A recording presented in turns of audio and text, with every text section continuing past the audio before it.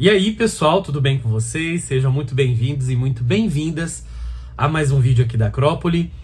Eu sou o Luigi e no vídeo de hoje eu vou falar sobre as minhas impressões de leitura desse livro aqui, que se chama Perto dos Olhos de Deus, do Alessandro Tomé.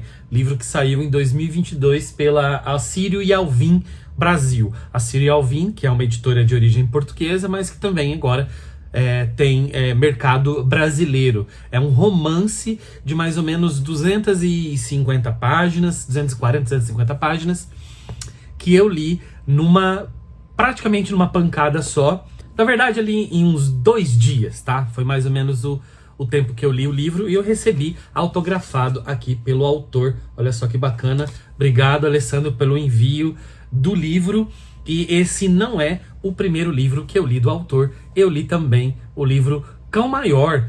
Na época, eu não me lembro porque eu não fiz a resenha, mas eu lembro que eu gostei pra caramba do livro, né? E finalmente agora, então, consegui um tempinho para fazer uma resenha de um dos livros do Alessandro. E assim, ele furou fila imensamente, assim, porque eu falei, inclusive, recentemente no vídeos de leituras das férias, né?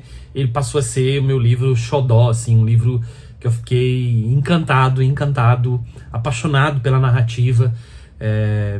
E tinha outras coisas para resenhar na frente, talvez, pelo menos que eu tinha feito projeto para resenhar, mas eu quis resenhar esse aqui porque eu preciso falar desse livro com vocês. O Alessandro nasceu em 1974 em São Paulo e para quem acompanha ele nas redes sociais, sobretudo no Facebook, é muito legal porque ele tem um tom muito divertido, muito humorístico de contar histórias, contar causos. Ele é um cara que sabe contar histórias. Você percebe isso em um post pequeno das redes sociais, você fala assim, esse cara sabe como entreter, esse cara sabe como chamar nossa atenção, esse cara sabe como fazer jogos de palavras, ele sabe contar alguma coisa interessante.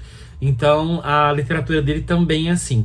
E olha que esse livro não tem nada de, por exemplo, uma coisa muito engraçada, mas é um livro que tem um trabalho de linguagem imenso, lindo, beiro poético, aquele tipo de trabalho de linguagem que você não tá esperando, sabe? Aquelas relações de causa e consequência, ou relações com a linguagem que não se faz de uma maneira mais automática no dia a dia, e de repente ele faz aqui. E é onde ele pega a gente, sabe? É onde ele pega a gente, porque a história é uma história mais ou menos lenta, né? Mas isso não quer dizer que seja ruim, a história é muito boa. Só que a maneira como ele conta, o jeito que ele conta, as palavras que ele usa, as construções que ele faz, é que dão a enorme riqueza desse livro, que é uma pérola. Vou fazer uma pausinha aqui para fazer um pedido que eu sempre faço para vocês, que é de se inscrever no canal, ativar as notificações, dar um like. Isso é muito importante, gente. A gente não trabalha pelo like, a gente não trabalha necessariamente, né, para ficar famoso. Não é isso, né? Tá longe disso na literatura, né? É que assim, vocês que usam as redes sociais sabem que as redes sociais são monitoradas dessa maneira, né? Os vídeos são sugeridos quanto mais interações tem, quanto mais visualizações, mais minutagem, mais curtida, mais comentário, etc. Então, assim, quanto mais você puder engajar com o vídeo, compartilhar, assistir uma playlist, né, pra gente é muito melhor, porque o canal pode crescer e a gente pode continuar cada vez mais aqui contribuindo, né, com esse universo da literatura, no geral. Vocês sabem que eu não tenho preconceitos literários, praticamente não tenho, né? A gente sempre acaba tendo um ou outro, mas que a nossa casa, que a gente fala de tudo, mas aqui a nossa grande preferência é de fato pela literatura brasileira contemporânea e para mostrar o trabalho desses escritores que estão produzindo nesse momento. Então, curte aí, se inscreve aí, o YouTube dá dados pra gente e mostra que 80% das pessoas que assistem os vídeos não são inscritas. Vocês têm noção disso? Então se inscreve aí. Essa capa é linda, né, gente? Essa capa aqui com o céu e o mar praticamente se tocando no fundo dessa imagem, né? A natureza na sua potência, ao mesmo tempo mais bela e mais amedrontadora e mortal, né? A natureza tem isso, né? E é claro que se eu não soubesse que fosse um livro do Alessandro, eu jamais teria pegado esse livro pelo título, né? Porque, é claro, pode parecer que é uma coisa religiosa, enfim. E não é. Apesar de a questão da religião perpassar muito forte aqui pelas relações do livro. Bom, qual que é a história basicamente aqui? Uma mulher que, assim, teve uma relação uma mulher de 30 e tantos anos, que teve uma relação sempre muito conturbada com a mãe, né? Ela não tem uma figura paterna, desde cedo ela não tem o pai, e ela vive com uma mãe muito opressora, né? É uma mãe, como eu falei de religião, é uma mãe que é muito apegada à religião e a alguns dogmas e alguns discursos muito cristalizados em relação ao comportamento das pessoas, sobretudo das mulheres, né, por um olhar religioso, por um olhar cristão. Então, é claro que essa filha ela acaba querendo romper com isso, ela quer ter experiências de vida, de trabalho, experiências sexuais, ela quer ter uma vida como qualquer pessoa, né? Ela quer seguir o seu rumo, ter a sua profissão, ter a sua casa, etc. E ela vive com esse discurso, essa sombra da mãe a persegui-la a vida toda, né? Então elas não tiveram uma relação muito boa. Isso a gente não sabe do início, a gente vai sabendo aos poucos ao longo da narrativa. É claro, uma pinceladinha no começo o autor dá, né? Pela própria voz dessa protagonista, né, a mulher, ela que narra em primeira pessoa. O livro, na verdade, começa com ela indo ao mar com as cinzas da mãe para realizar o último pedido da mãe, que era ser cremada e ter as suas cinzas jogadas ao mar. E ali é uma sensação, uma experiência muito doida, né, porque ela joga essas cinzas no mar e o vento joga essas cinzas de volta para a terra. Ou seja, as cinzas da mãe meio que dão um banho de cinzas, né, nela. Ela é tomada pelos restos mortais da mãe, que também acabam voltando para o barco, voltando para a praia, para a areia, talvez até nas pessoas que estejam ali. E nesse contato com o mar, ela percebe assim, olha, de fato eu sou um fracasso. De fato eu fracassei como minha mãe disse que eu fracassaria.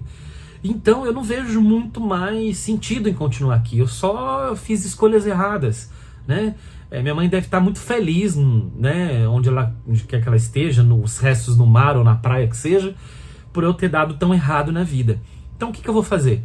Né? Decidi morrer no mar. Ela decide comprar um barco, ela decide encher esse barco de suprimentos, aprender ali a dirigir, né? A guiar o barco, e ir para um alto mar, e assim que os suprimentos acabassem, então ela viveria ali os últimos dias dela em agonia, se uma onda não virasse o barco e ela não morresse então em alto mar.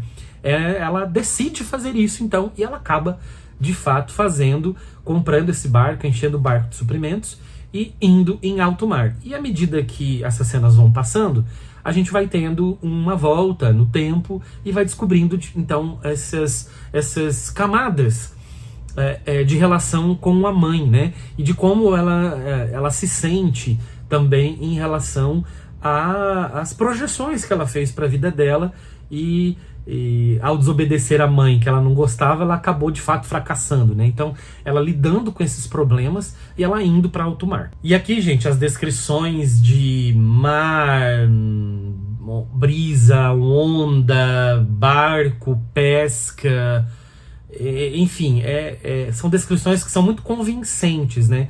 Se não são de uma pessoa que conheça, pelo menos a pessoa sabe fingir, né? Porque me pareceu muito verossímil. Mas de fato me parece que é um conhecimento muito grande do escritor, ele que inclusive mora em Cananéia, né? A gente vê nessas falas, nesses posts que ele faz nas redes sociais, muitas vezes questões sobre pesca, sobre barco, sobre mar também. Então é alguém que domina muito ali o entorno, né? Esse espaço que, se você não conhece por experiência pessoal, você tem que pesquisar para escrever um romance assim, né? Então imagino que se ele pesquisou, foi pesquisa muito pequena em relação ao conhecimento que talvez ele já tenha adquirido dentro desse espaço. Então faz com que a gente mergulhe e veja descrições muito potentes, né, e muito seguras deste mundo no qual a gente está caminhando, na verdade, navegando. E é muito interessante, gente, ter uma história, um romance no mar, porque, assim, historicamente a gente tem, né, ao longo dos séculos, muitas narrativas, inclusive epopeias, né, em relação ao mar. E aí a gente tem o grande exemplo da Odisseia, né? A gente tem o grande exemplo na língua portuguesa, que talvez né, dizem que é a maior obra em língua portuguesa, que são os Lusíadas do Camões, né, que eu adoro, por exemplo. Mas depois que a gente foi se tornando cada vez mais citadino, as grandes cidades apareceram, os transportes passaram a ser outros, né, a gente passou a navegar menos, começou a usar muito mais transporte ferroviário, rodoviário, aéreo, né? A gente tem pouquíssimas narrativas, pelo menos eu tenho visto poucas, e talvez seja de fato um desconhecimento meu, mas eu não tenho visto com frequência isso.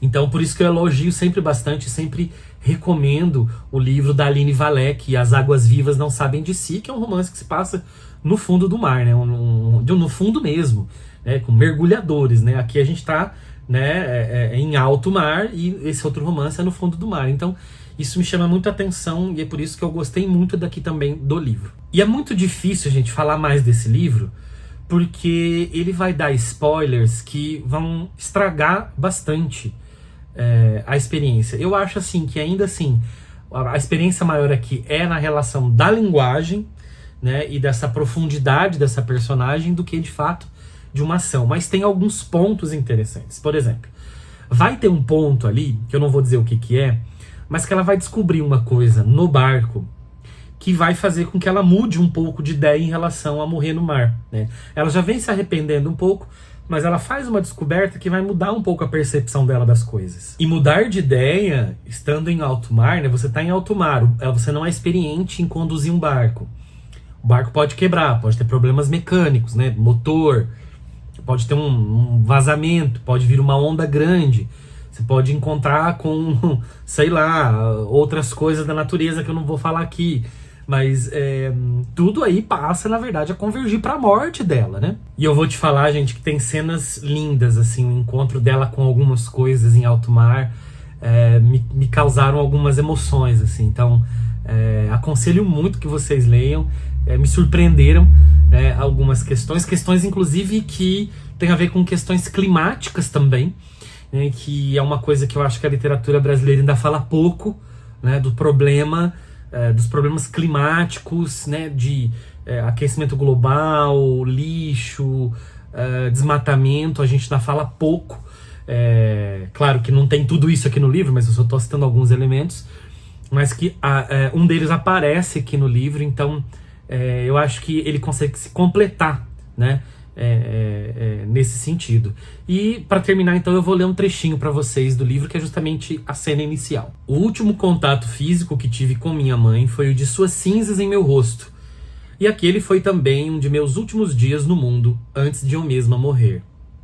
Até então, eu nunca havia visto o mar, e é provável que jamais o visse se não fosse por aquele último presente da minha mãe. Era apenas um desejo dela, como tantos outros relacionados a mim.